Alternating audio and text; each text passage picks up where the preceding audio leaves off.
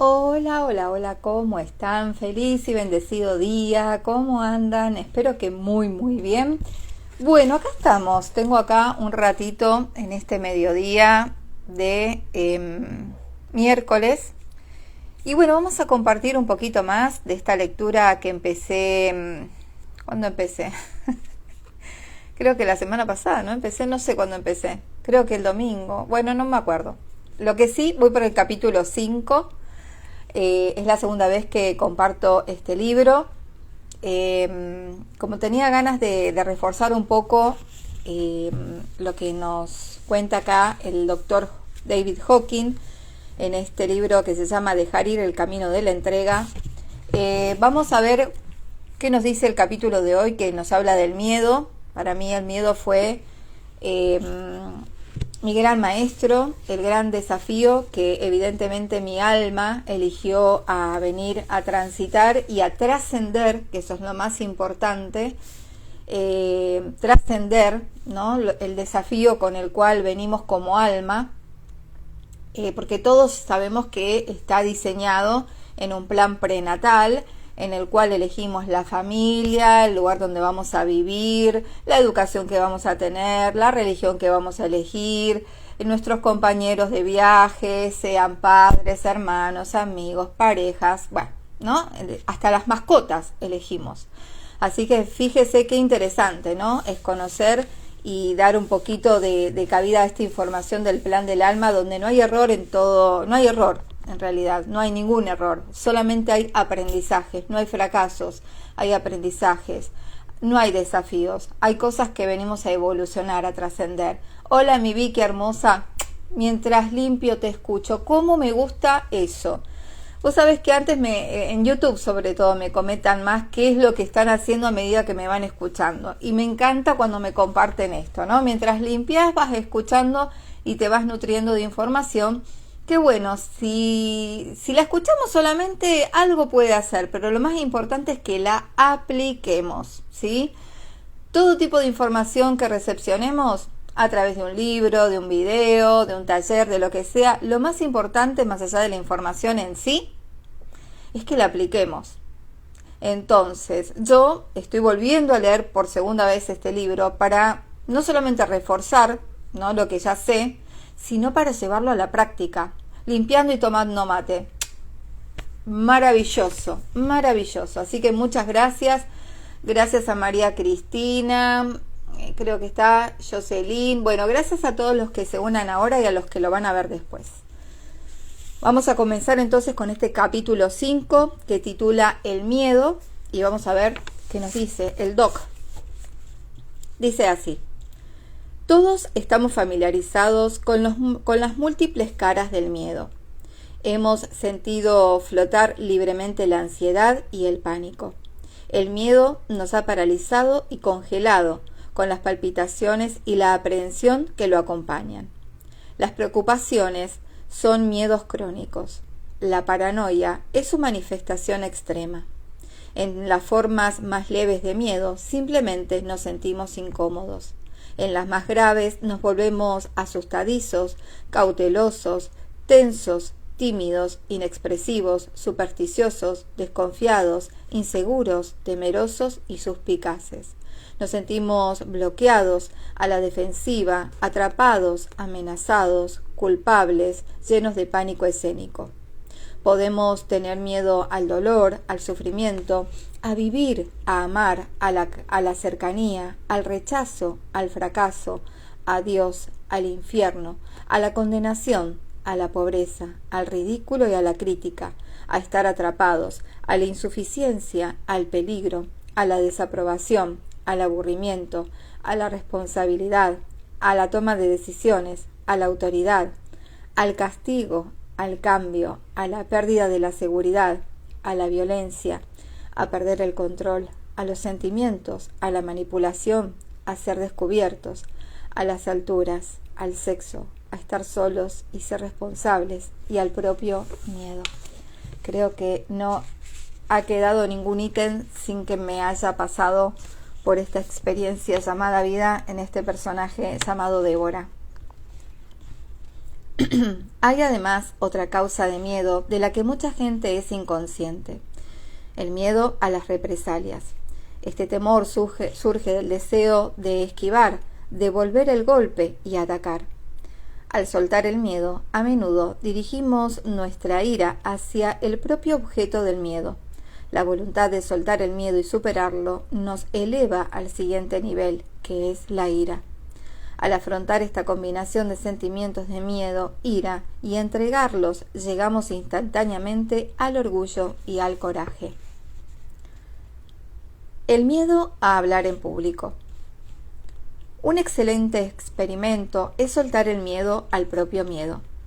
Cuando dejamos de estar preocupados por el temor, nos damos cuenta de que solo es un sentimiento. De hecho, es mucho más tolerable que la depresión.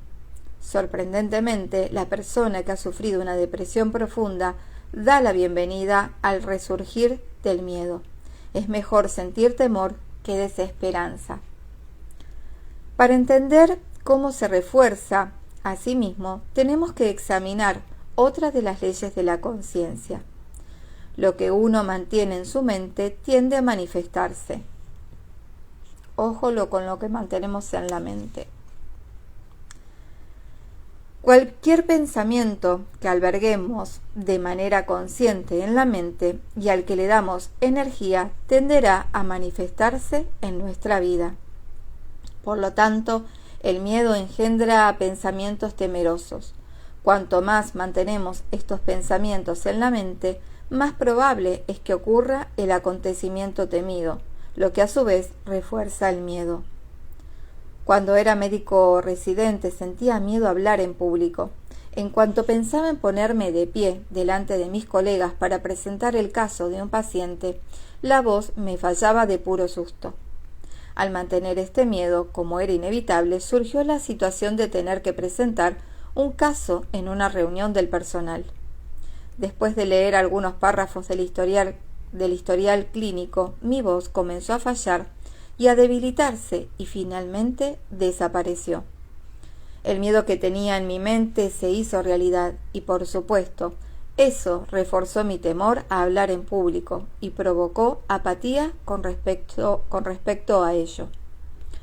A partir de entonces, durante muchos años, operó el sistema de creencias limitantes. No puedo hablar en público, no soy orador.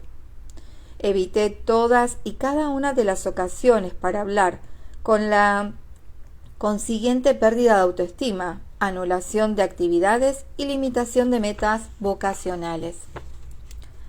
A medida que pasaban los años, el miedo tomó otra forma. El sistema de creencias pasó a ser: no quiero hablar porque podría ser un orador aburrido. Y por último, surgió una ocasión en la que era necesario hablar en una reunión pública. Tuve la oportunidad de sentarme y encontrar el coraje para enfrentar el miedo. Mi diálogo interior era: ¿qué es lo peor que podría suceder? Bueno, podría ser terriblemente aburrido. Esto trajo a la mente todos los discursos aburridos que habían dado los demás, y entonces pude aceptar que en realidad un discurso aburrido es algo común y ciertamente no es el final del mundo. Abandoné la soberbia y la vanidad que se escondían tras ese miedo. Sí, podía suceder que el discurso fuera terriblemente aburrido. Finalmente, llegó el día fatídico. Había escrito un documento y solo necesitaba leerlo. Sí, habría sido mucho más interesante improvisar, pero como había reconocido y aceptado el miedo, escribí el discurso con anterioridad. Llegó el momento de subir al podio. A pesar del miedo y de leer el discurso en un tono de voz plano, logré la hazaña. Después, algunos amigos me dijeron: técnicamente ha sido un buen discurso, pero chico, sin duda ha sido aburrido. Sin embargo, a mi yo interior no le importaba. Estaba entusiasmado por haber tenido el coraje y la aceptación necesarios para enfrentar la situación. El hecho de que hubiera sido aburrido era irrelevante. Lo importante era que lo había hecho. Mi autoestima aumentó por haber superado el miedo y la inhibición. Ya no tenía que evitar las charlas. De hecho, desarrollé el hábito de comenzar todas las presentaciones con una advertencia al público. Soy uno de los oradores más aburridos del mundo y de hecho puedo ser bastante tedioso. Sorprendentemente, esto provocaba la risa de la audiencia. Esas risas significaban la aceptación de nuestra humanidad común, por lo que los temerosos desaparecían. Por los que los temores desaparecían, ¿no? Y los temerosos también. Descubrí que el humor es valioso para hablar en público. Es una manera de ser uno con la audiencia y de descubrir su compasión. Una vez que nos unimos a ellos en la compasión, podemos sentir su aliento y su ánimo. Los amamos por aliviar el miedo y por aceptarnos, y ellos nos aman por hacer algo que ellos también temen. Cuando se realiza esta evolución de los niveles de la emoción, se disfruta de hablar en público. Nos damos cuenta de que una parte de la mente puede ser muy divertida cuando se presta la ocasión. Con el tiempo y la completa entrega, dejé de leer discursos preparados y empecé a improvisar. Con las experiencias, mis discursos fueron mejorando, lo que dio lugar a nuevas invitaciones a dar conferencias. Aparecí en programas de televisión y en otros medios de comunicación nacionales. Hay un largo recorrido entre ser demasiado miedoso para leer la historia de un caso delante de unos pocos pasantes y disfrutar de hablar ante millones de espectadores en una cadena de televisión en el show de Barbara Walters. Todos conseguimos grandes beneficios al liberarnos de la inhibición y al alcanzar el éxito, puesto que el proceso de aprendizaje se vierte automáticamente en muchas otras áreas de nuestra vida. Nos volvemos más capaces, más libres y felices, y con ello sentimos paz mental. El efecto curativo del amor. El miedo es tan pandémico en nuestra sociedad que gobierna el mundo. También era la emoción predominante entre los miles de pacientes que traté a lo largo de décadas de práctica clínica. Es tan extenso y toma tantas formas que no hay suficientes páginas en este libro para enumerar todas sus variedades. Tal cual, me da mucha inseguridad. Bueno, pero acá estamos, Vicky, o sea, con un canal de Instagram en la cual nos exponemos y nos divertimos también de los errores. Yo me divierto cuando leo mal una palabra en inglés o me trabo. Bueno, es parte de reconocer la parte de humano, ¿no? O sea, no somos máquinas perfectas. Así que bienvenidos esos miedos y a transitarlos. El miedo se relaciona con nuestra supervivencia, por lo que la mente le concede un trato especial. Para la mayoría, el miedo es tan omnipresente que la vida constituye un gigantesco conjunto de dispositivos de compensación para conquistarlo. Pero ni siquiera esto es suficiente, por lo que los medios nos presentan una y otra vez situaciones de temor, como en las noticias de esta mañana. Un grupo terrorista amenaza con envenenar nuestro suministro de alimentos. Este tipo de titulares es constante, como si quisieran dar a la mente más oportunidades para dominar la más temida de todas las emociones. Como dice la letra de una canción, estamos atrapados entre el miedo a vivir y el miedo a morir. Cuando todos los dispositivos compensatorios de la mente fallan y el miedo se vierte en la conciencia con ataques de ansiedad o fobias evidentes, etiquetamos a la persona diciendo que padece de una neurosis de ansiedad. Cabe destacar que el Valium es uno de los fármacos más vendidos en Occidente. Los miedos tienden a aumentar. Así, el típico paciente con fobias muestra una extensión progresiva del miedo a cada vez más ámbitos de su vida, lo que restringe más su actividad. En casos severos, lo conduce a una inmovilización total, y he pasado por ello. Este fue el caso de una paciente llamada Betty. Betty tenía 34 años, pero parecía mucho mayor porque estaba delgada y demacrada. Entró en la consulta completamente cargada de bolsas de papel en las que había más de 56 preparaciones diferentes de tiendas naturistas, vitaminas, suplementos nutricionales y comida especial. Su miedo había comenzado como una fobia a los gérmenes y pronto todo a su alrededor parecía estar contaminado por ellos. Su miedo a contraer enfermedades contagiosas había evolucionado hasta el miedo al cáncer. Creía que cada historia terrible que leía, de modo que temía consumir casi cualquier alimento. Tenía miedo del aire que respiraba, de que la luz del sol entrara en contacto con su piel. Llevaba ropa clara porque tenía miedo de los tintes textiles. En la consulta no se sentaba porque tenía miedo de que la silla pudiera estar contaminada. Cada vez que necesitaba una receta, pedía que fuera escrita en un talonario de recetas que no hubiera sido tocado. Además, quería arrancar la página del talonario ella misma. No quería que yo la tocara por si portaba los gérmenes del último paciente al que le había dado la mano. Llevaba guantes blancos en todo momento. Me pidió ser tratada por teléfono, ya que tenía demasiado miedo para volver a hacer el viaje a la consulta. A la semana siguiente, por teléfono, me dijo que llamaba desde su casa porque ahora tenía miedo a salir a la calle. Temía a los ladrones, a los violadores, a la contaminación del aire. Al mismo tiempo tenía miedo a empeorar si se quedaba en la cama. Para agravar todos sus otros temores, temía estar perdiendo la cabeza. La preocupaba que la medicación no la ayudara y que pudiera tener efectos secundarios, pero la preocupaba no tomarla por miedo a no mejorar. Pero ahora tenía miedo de ahogarse con las píldoras y había dejado de tomarlas, incluso las del herbolario. Sus temores eran tan paralizantes que cada acción terapéutica quedaba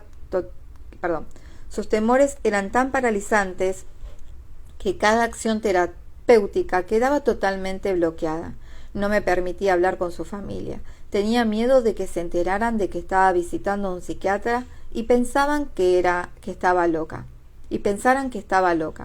Yo estaba totalmente desconcertado y atormenté mi cerebro durante semanas pensando cómo podía ayudarla. Al final lo dejé ir. Experimenté el alivio de la entrega total. No hay absolutamente nada que yo pueda hacer para ayudarla. Lo único que me queda por hacer es amarla. Y eso fue lo que hice. Solo pensaba en ella con amor y con frecuencia le enviaba pensamientos cariñosos. Le di todo el amor que pude cuando hablamos por teléfono y finalmente, después de un par de meses de terapia de amor, ella mejoró lo suficiente como para venir a la consulta. A medida que pasaba el tiempo, mejoró y sus miedos e inhibiciones comenzaron a disminuir, aunque nunca tuvo ninguna comprensión. Le daba demasiado miedo hablar de cuestiones psicológicas. Decía así que, durante los meses y años de tratamiento, lo único que hice fue amarla. Este caso ilustra un concepto que hemos presentado en el capítulo sobre la apatía. Una vibración más elevada, como la del amor, tiene un efecto curativo sobre la vibración más baja, que en el caso de esta paciente era el miedo. Este amor es un mecanismo de reafirmación. Muy a menudo podemos calmar los temores de otra persona con nuestra mera presencia física y mediante la energía cariñosa que le proyectamos y con la que lo envolvemos. No es lo que decimos, sino nuestra presencia, lo que tiene el efecto curativo. He aquí otra de las leyes de la conciencia. El amor cura el miedo. Este es el tema central de una serie de libros escritos por el psiquiatra Jerry Hampolsky, como Amar es liberarse del miedo. Fue también la base para la sanación en el Centro de Curación por las Actitudes en Manassas, Long Island, del que fui fundador y consejero médico. La curación de las actitudes aborda la interacción entre pacientes con enfermedades muy graves o mortales y el proceso de curación consciente en soltar el miedo y reemplazarlo por el amor. Este es el mismo mecanismo de curación demostrado por los grandes santos y sanadores iluminados, cuya mera presencia tiene el poder de curar debido a la intensa vibración de amor que irradian. Este poder sanador, que es la base de la curación espiritual, también se transmite por los pensamientos amorosos. Multitud de personas a lo largo de la historia se han curado únicamente con este tipo de amor. A la Madre Teresa se le atribuye la curación de un gran número de personas que este mismo mecanismo del amor incondicional vamos de nuevo. A la Madre Teresa se le atribuye la curación de un gran número de personas por este mismo mecanismo del amor incondicional y la presencia iluminada. A quienes no están familiarizados con las leyes de la conciencia, este tipo de curas les parece milagroso, pero para los que la conocen se trata de fenómenos comunes y esperables. Los límites elevados de conciencia por sí mismos son capaces de sanar, transformar e iluminar a otros. El valor de mecanismo de la entrega consiste en que, al soltar las barreras al amor, la capacidad de amar aumenta progresivamente y la energía amorosa tiene la capacidad de sanarnos y sanar a los demás.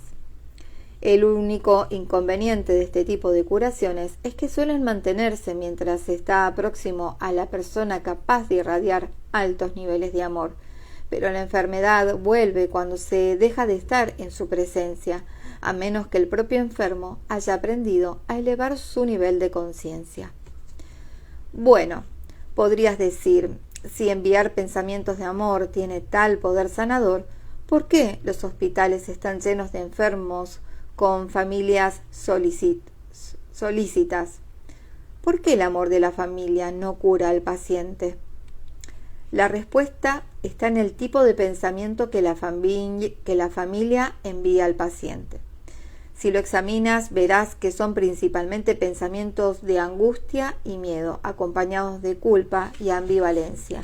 Totalmente. Así que si estamos cerca de algún ser familiar o que está pasando algún proceso, sea de salud o un proceso de dificultad porque no encuentra trabajo, porque se peleó con su pareja o lo que fuere, es importante que tengamos en cuenta desde qué lugar nos vinculamos. Si desde verlo como pobrecito y esto y lo otro, o si realmente nos vinculamos desde el amor, porque de verdad que la mayoría de las veces, no todas, pero la mayoría de las veces, a veces consciente, a veces inconscientemente, la mayoría inconscientemente, nos vinculamos desde un sentimiento bajo, nos vinculamos desde pobrecito, desde el miedo a que siga enfermando, a que le pase lo peor, a que no consiga esto, nos vinculamos desde un sentimiento bajo. Por eso no ayuda.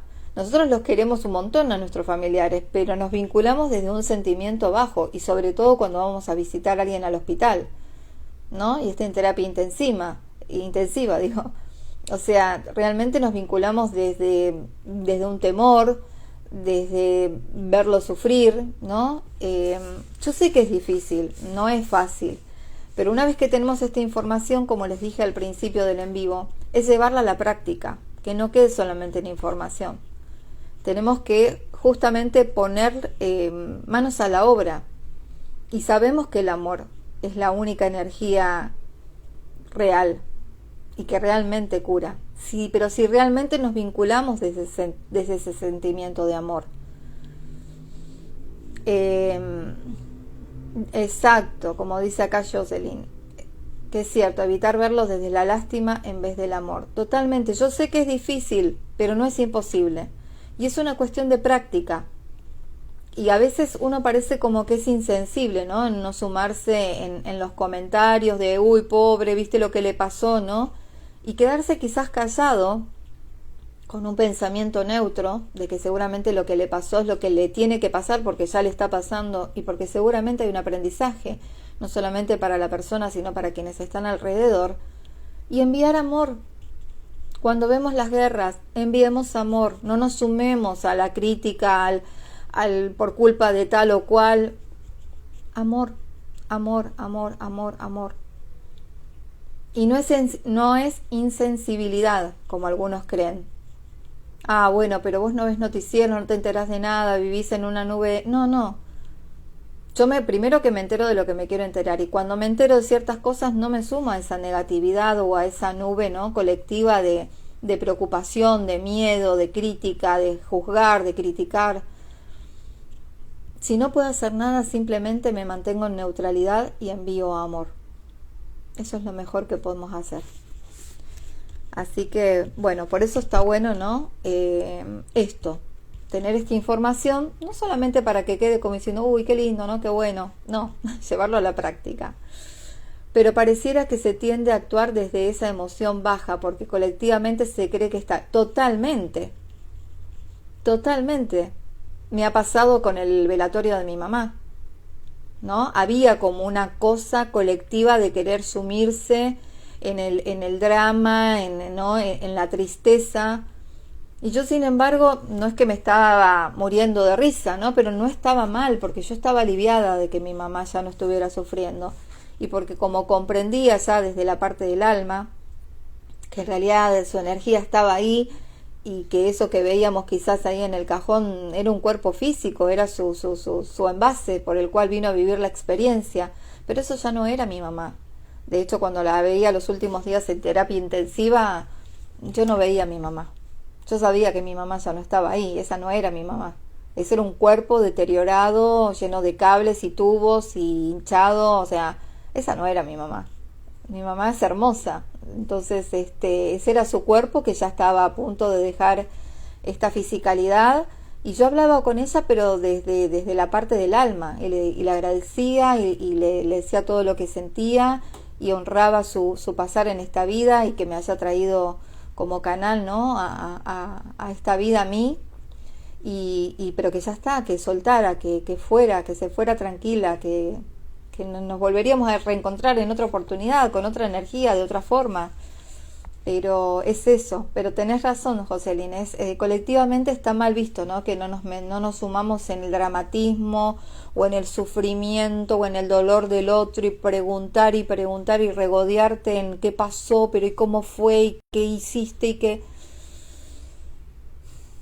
Si queremos ayudar, escuchemos para que la otra persona se descargue, se libere, pero no sigamos metiendo leña al fuego, ni al sufrimiento, ni al dolor, ni a la bronca, ni a la ira, bueno, es mi humilde consejo, hagan lo que sientan, pero bueno, eso es lo que voy llevando a la práctica de lo que voy justamente leyendo y aprendiendo, ¿no? O sea, mantenerme de modo neutro. ¿Por qué? Porque si está sucediendo es porque ya está siendo.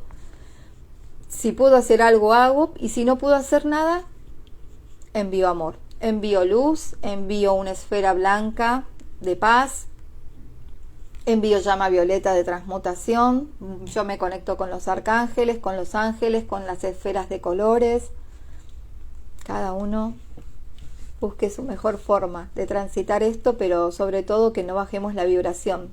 Primero por nosotros mismos, no es egoísmo, es amor propio.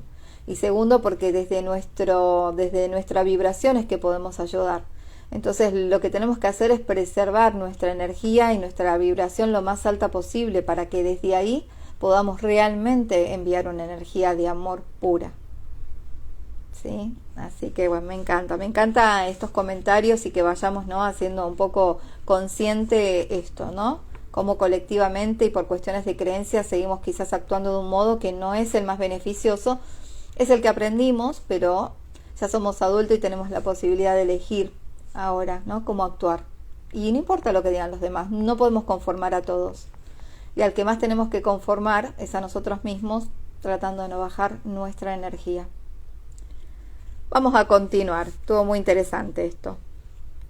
Bueno, no sé por dónde iba.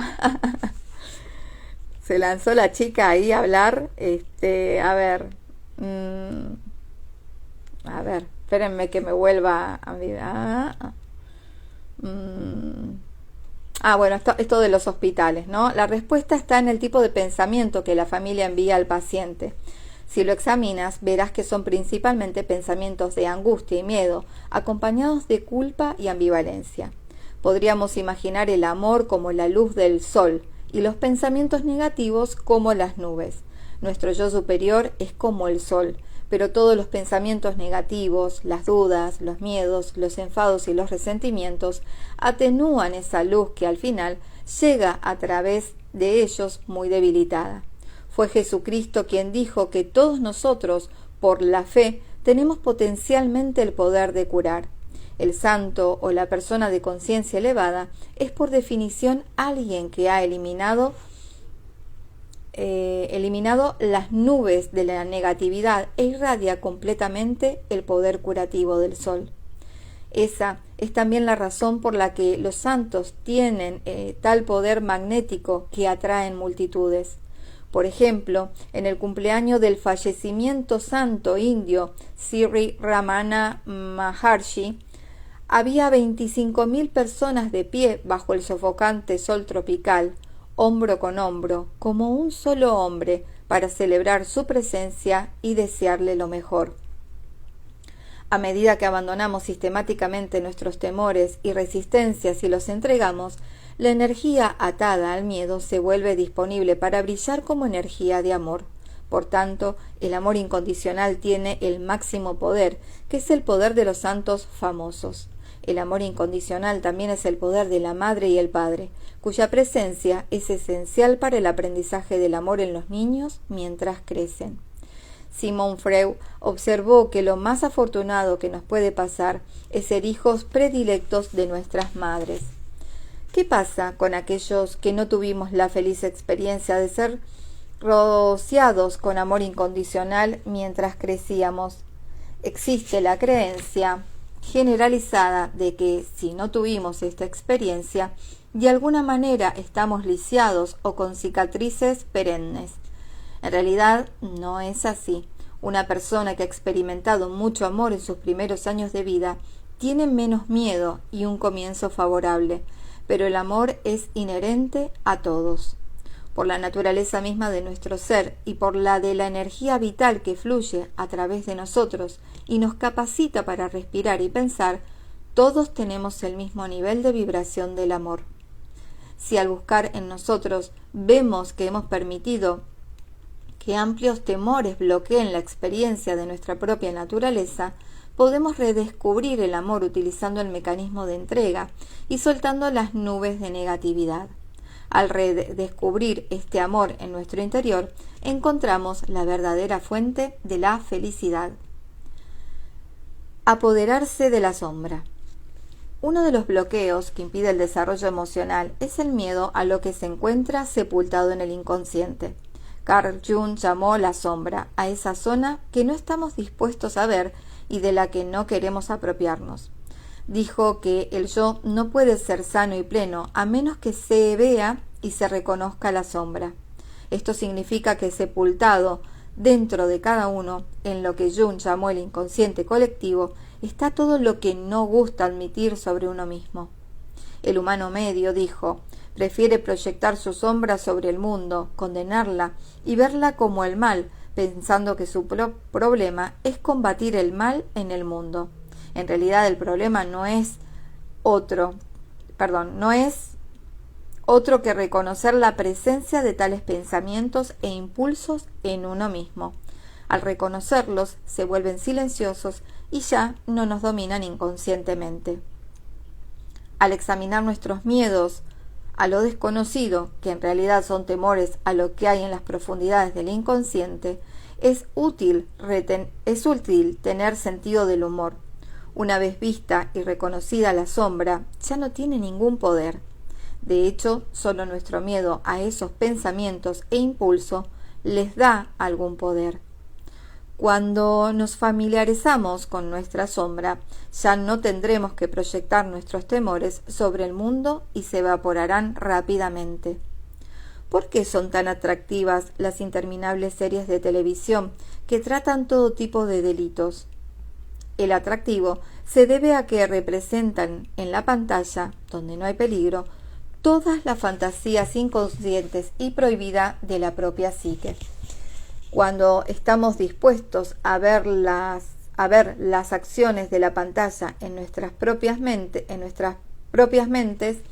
donde realmente se originan, la atracción de ese entretenimiento desaparece. Las personas que han reconocido el contenido de su propia sombra no tienen ningún interés en el crimen, la violencia ni en los terribles desastres. Uno de los obstáculos para familiarizarse con los temores de la propia mente es el miedo a las opiniones de los demás. El deseo de aprobación recorre nuestras mentes en una fantasía constante. Nos identificamos con las opiniones de los demás incluyendo las figuras de autoridad, de tal manera que las escuchamos como nuestra propia opinión sobre nosotros. Al analizar los miedos, es bueno recordar que Carl Jung consideró que este almacenamiento de lo prohibido dentro de la sombra es una parte del inconsciente colectivo. Esta expresión indica que todos tenemos estos pensamientos y fantasías. No hay nada singular en ninguno de nosotros en cuanto a nuestra manera de simbolizar las emociones. Secretamente, todo el mundo alberga temores a ser tonto, feo, antipático y fracasado. La mente inconsciente no está bien educada. Piensa en conceptos vulgares. Cuando piensa la frase muerte al vagabundo, el inconsciente quiere decir eso literalmente. Mira profundamente dentro de ti mismo la próxima vez que alguien interrumpa el tráfico e imagina lo que realmente le harías a esa persona si fueras estrictamente honesto contigo mismo y no censuraras las imágenes que te vienen a la mente. Te gustaría echarlo de la carretera, ¿no? Pulverizarlo, tirarlo al precipicio, ¿no es cierto? Así es como piensa el inconsciente. El sentido del humor es útil porque una vez que nos fijamos en estas imágenes resultan cómicas. No hay nada malo en ellas, simplemente el inconsciente trata las imágenes así. No quiere decir que seas una mala persona ni que seas un criminal en potencia. Solo significa que has conseguido ser honesto y afrontar cómo actúa la mente animal humana a este nivel. No tiene sentido ser melodramático, autocrítico o trágico en relación con esto. El inconsciente es grosero e incivilizado. Mientras tu intelecto hacia el bachillerato,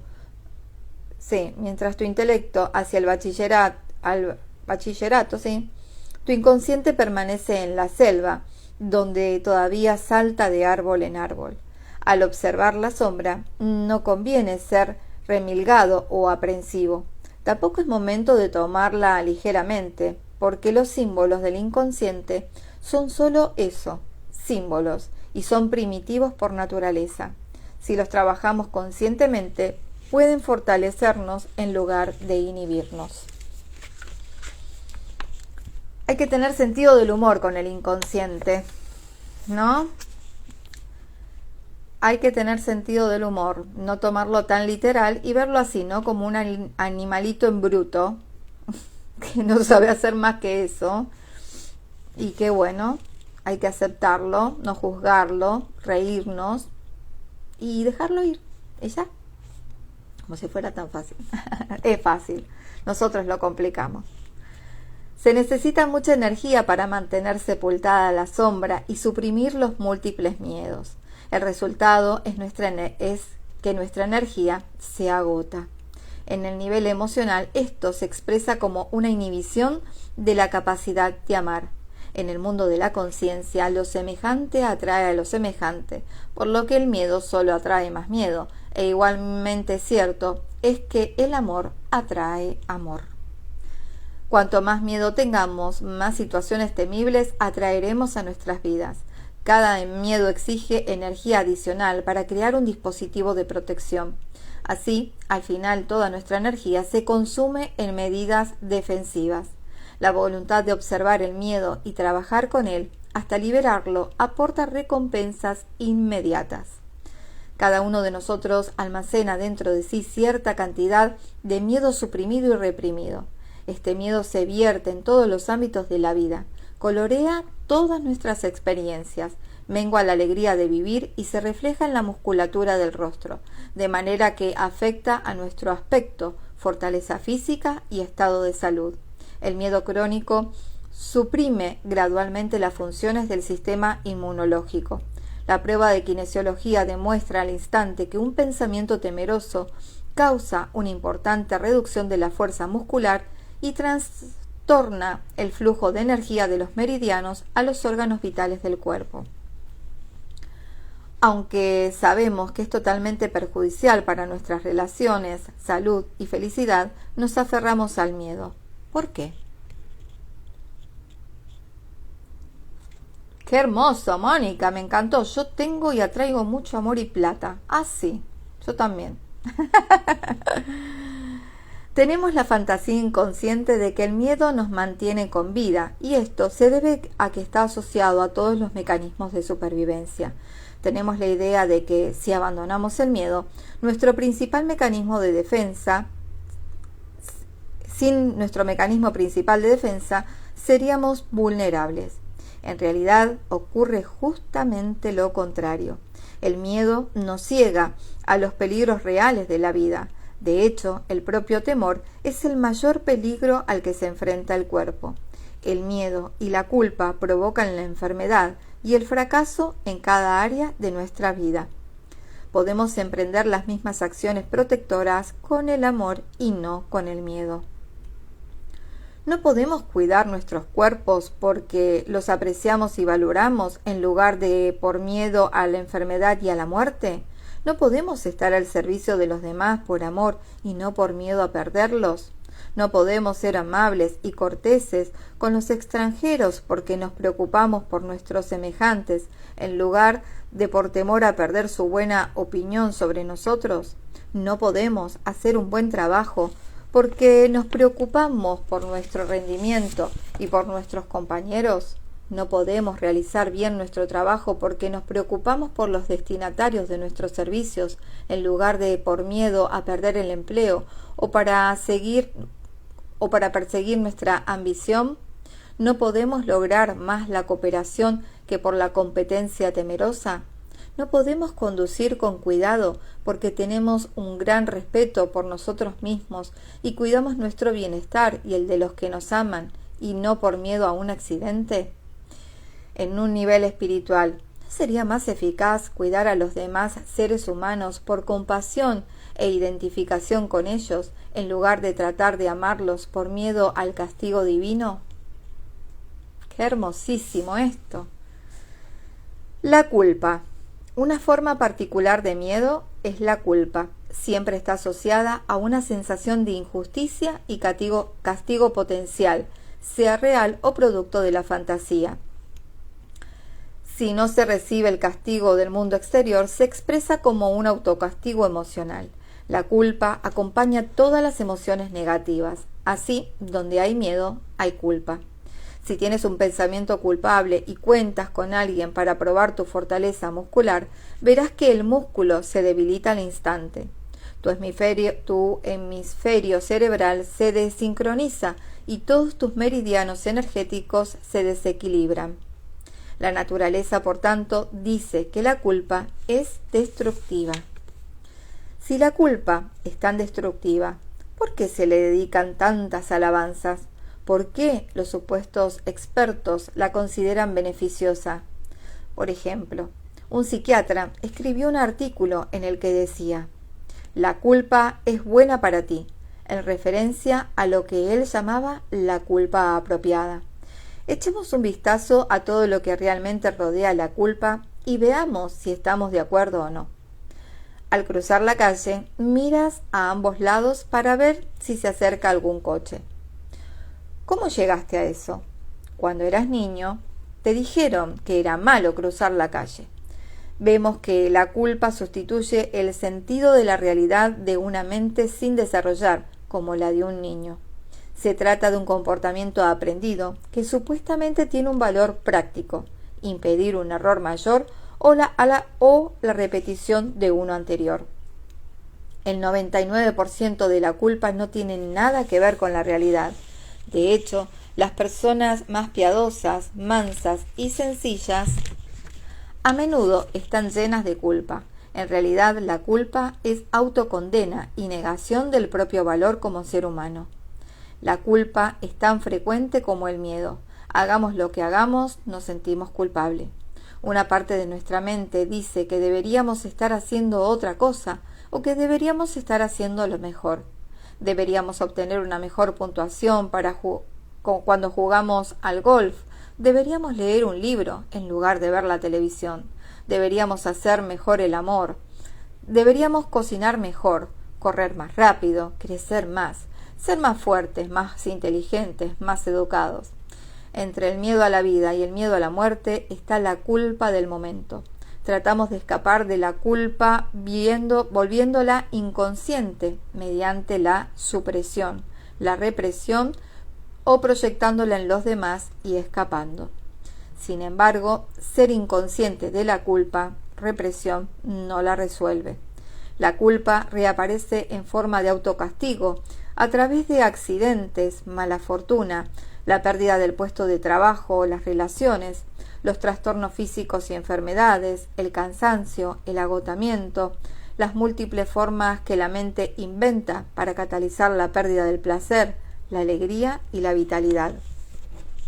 La culpa representa la muerte, tal como el amor representa la vida.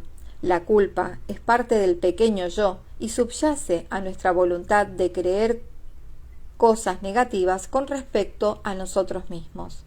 Un comentario negativo de alguien cercano destruye inmediatamente la felicidad y la alegría del día. Probablemente sin la culpa no existiría la enfermedad física. La culpa es una negación de nuestra inocencia intrínseca. ¿Por qué nos seduce tanta basura? ¿No es por nuestra misma inocencia? ¿No será porque a medida que crecimos confiamos en lo que los demás nos decían que era verdad? E incluso hoy, ¿todavía confiamos en lo que los demás nos dicen? ¿Todavía confiamos en que los demás nos dicen la verdad? ¿No será que hemos comprobado un montón de mentiras y estamos dispuestos a comprar otro montón? Compramos, un montón de mentiras y estamos dispuestos a comprar otro montón por inseguridad e inocencia. ¿No será esa misma inocencia interior la razón de que podamos ser explotados? De hecho, si miramos en lo más profundo de nosotros mismos, ¿no es nuestra inocencia la razón de que nos creemos culpables? Por inocencia hemos adquirido toda la negatividad del mundo y le hemos permitido acabar con nuestra vitalidad, destruir nuestra conciencia de quiénes somos realmente y vendernos a la patética pequeñez a la que nos hemos acomodado. En nuestra inocencia e indefensión de recién nacidos, sin discernimiento, fuimos programados como ordenadores. No estamos destinados, estamos programados, y si cambiamos nuestra programación, cambiamos nuestro destino. Así que no nos quedemos, gracias Vicky, no nos quedemos con esa programación, porque no va a ser nuestro destino. Así que el destino lo forjamos nosotros en nuestro día a día, tomando acción y decisiones por nosotros mismos, no por lo que nos hayan dicho. Ver esto significa hacerse consciente. Oímos hablar de los programas de toma de conciencia y de los seminarios para expandir la conciencia. ¿Qué quiere decir esto? ¿Obtener algunas fórmulas complicadas? ¿Dejarnos programar por la idea de otros sobre la verdad mística? La mayoría de los programas sobre la conciencia se reduce a este punto esencial: darse cuenta de lo que estamos comprando, de lo que aceptamos diariamente. Echemos un vistazo a lo que ya está programado en nosotros y comencemos a cuestionarlo y desarmarlo y soltarlo. Despertemos y liberémonos de ser explotados y esclavizados por la programación negativa del mundo. La veremos tal como es: un intento por parte de otros de controlarnos, explotarnos, sacarnos dinero y conseguir nuestro servicio, energía o lealtad, y de captar nuestra mente. Voy de nuevo porque lo leí re mal. La veremos tal como es: un intento por parte de otros de controlarnos, explotarnos, sacarnos dinero y conseguir nuestros servicios, energía o lealtad, y de captar nuestra mente. Los mecanismos por lo que esto sucede han quedado bellamente ejemplificados en la película Tron, en la que la función del control central era esclavizar mediante la programación progresiva. No la vi la película, voy a ver si la veo. Cuando entendamos la verdad de cómo ocurre la programación, veremos que somos el ordenador puro y en blanco. Somos el espacio inocente en el que se produce la programación.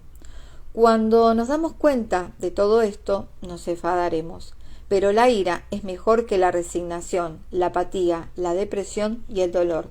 Significa tomar las riendas de nuestra mente, en lugar de entregarlas a la televisión, los periódicos, las revistas, los vecinos, las conversaciones en el metro, las observaciones casuales de la camarera, la basura interior y exterior.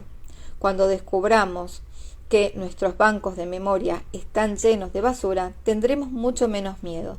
Disfrutaremos de empezar a dejar que los sentimientos surjan. Los veremos como son. Limpiaremos toda la basura y la dejaremos ir. Una vez que miremos profundamente dentro de nosotros mismos y encontramos esa inocencia innata, dejamos de odiarnos, de condenarnos, de suscribirnos a la condena de los demás y a sus sutiles intentos de negar nuestro valor como seres humanos. Es hora de retomar nuestro poder y dejar de darlo a cualquier estafador que suscite nuestros temores para sacarnos un poco de dinero suelto del bolsillo o esclavizarnos para su causa y vivir de nuestra energía.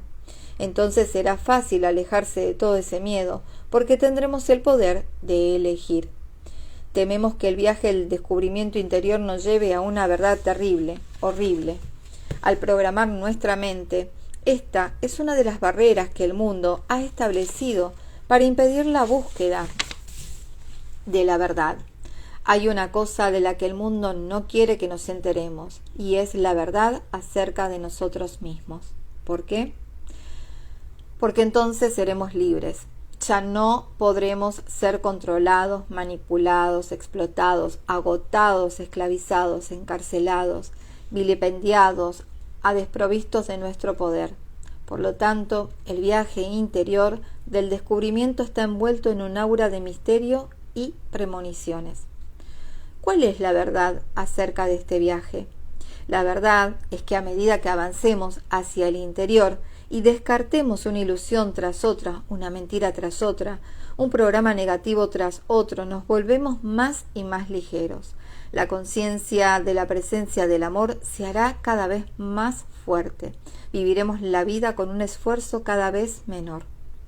Desde el principio de los tiempos, los grandes maestros han dicho que hay que mirar dentro y encontrar la verdad, porque la verdad de lo que realmente somos nos hará libres.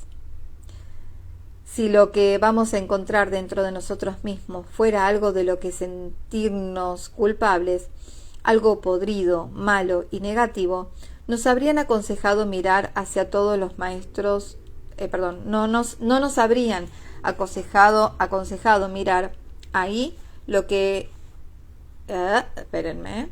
no nos habrían aconsejado mirar ahí todos los maestros del mundo. Por el contrario, nos habrían dicho que le evitáramos a toda costa. Descubriremos que todas las cosas que el mundo llama el mal están en la superficie, en la capa superior, exterior y delgada.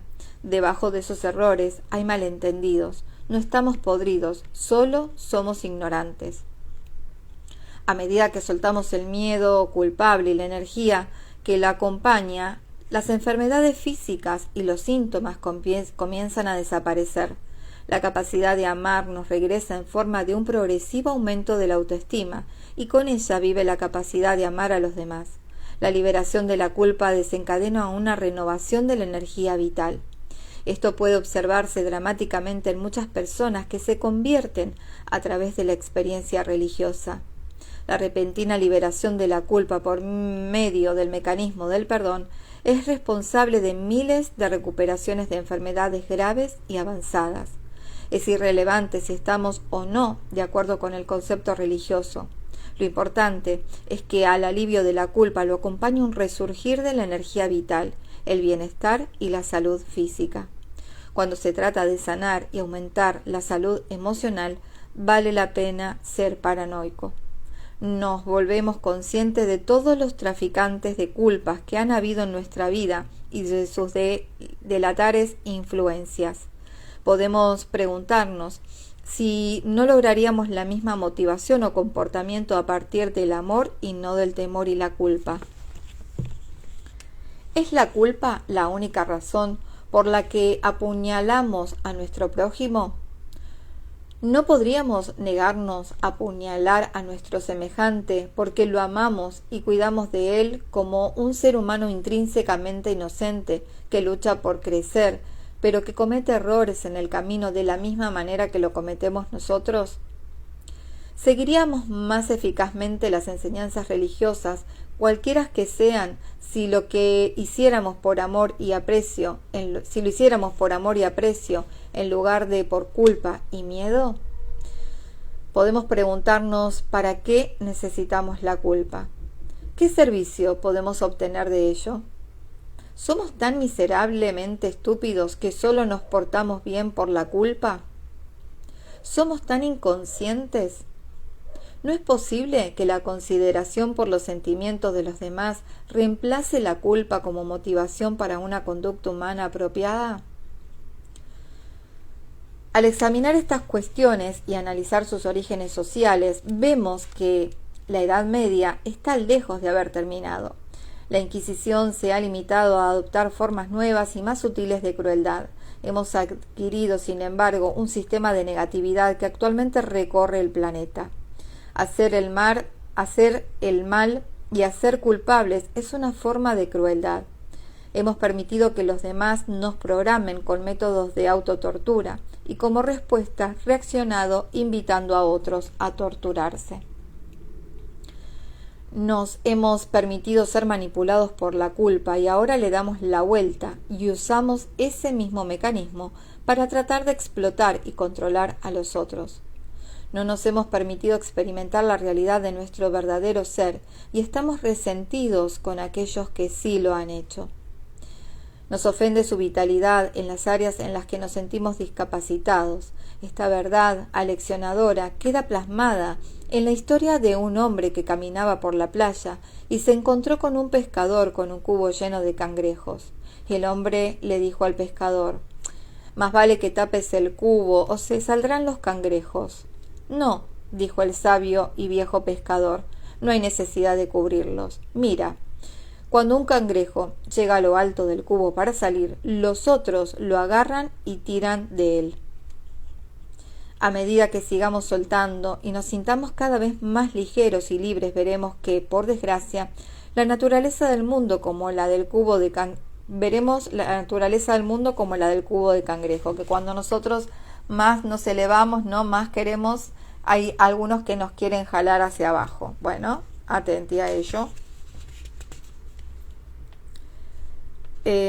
Y entonces la amplitud de su negatividad se hará visible. Cuando nos volvamos totalmente conscientes de la mercadería que nos han vendido, es muy probable que sintamos ira y un fuerte deseo de liberarnos de las ataduras de la negatividad. ¡Ay! Pensé que seguía. Ya está. Pensé que seguía, estaba re embalada con la lectura. Bueno, terminé el capítulo 5, seres bonitos. Hasta aquí. Hasta aquí el día de hoy. Mañana continuaré con el 6. ¡Ay, que es cortitísimo también! Bueno, un poquito más corto que este. Pero me gusta esto de, en lo posible, de ir grabando por capítulo, en lo posible. Sí, creo que va a ser así porque me llevan más o menos todos el mismo tiempo. Así que vamos a continuar así. Me encanta. Bueno, seres bonitos, mañana vamos a ir con el capítulo 6, el deseo.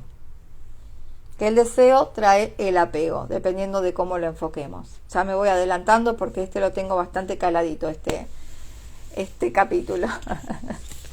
Así que bueno, gracias mi Vicky hermosa, gracias Jocelyn, gracias a todos los que estuvieron ahora un ratito, a los que lo van a ver después.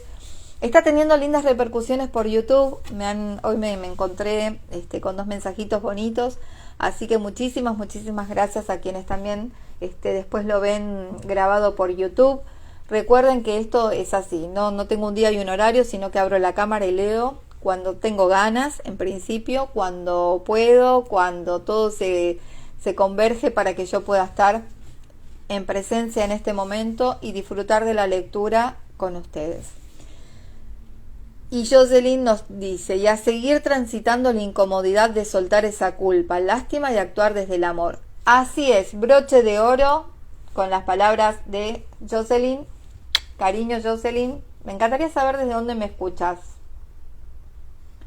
Yo soy Chusma, me gusta saber desde dónde se conectan, y bueno, y comparten esto, ¿no? Acá en el chat también parte de lo que les resuena, ¿no? Y sus vivencias. Así que bueno, gracias por estar, hermosa, gracias mi Vicky. Nos estamos viendo, bueno, seguramente mañana en algún momentito.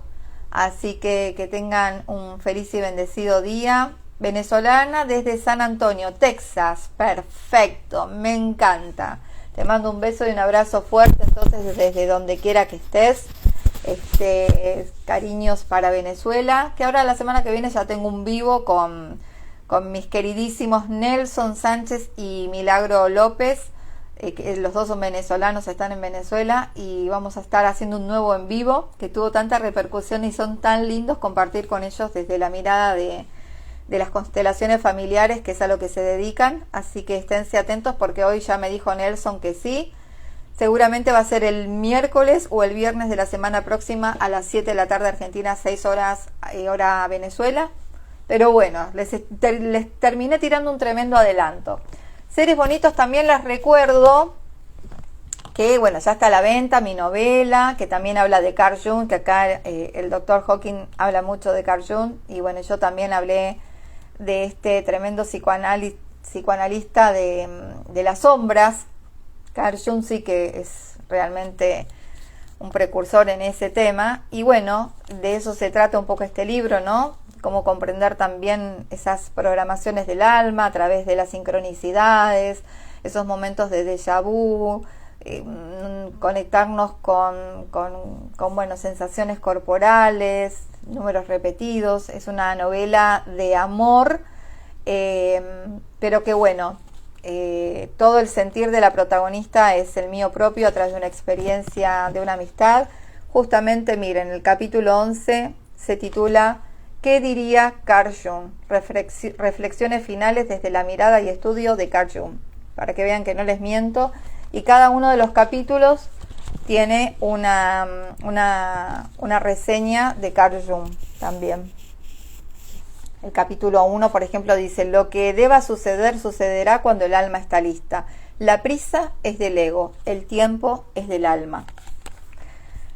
Ay, qué maravilloso. Sí, vamos a estar en la Feria del Libro. Gracias, mi Vicky hermosa. El domingo 3 de mayo voy a estar en la Feria del Libro de 7 a 7:45 de la tarde en el Pabellón Azul. Están 105 editorial autores de Argentina, así que están todos más que invitados. Quienes quieran pasarse un ratito por allá, voy a estar firmando ejemplares y obviamente se van a estar vendiendo la novela. Así que bueno, quienes no la han adquirido, y para los que están fuera, está por Amazon y está por Mercado Libre también. Si no están en Buenos Aires, que la pueden adquirir a través de la editorial o a través de mi persona. Quienes estén en el exterior, bueno, ya está por Amazon, y también está por Mercado Libre para los que estén en las provincias acá de Argentina. Seres bonitos, gracias, Joselín, por los éxitos, muchas gracias. Y bueno, nos estamos viendo mañana. Que tengan un hermoso día. Chau.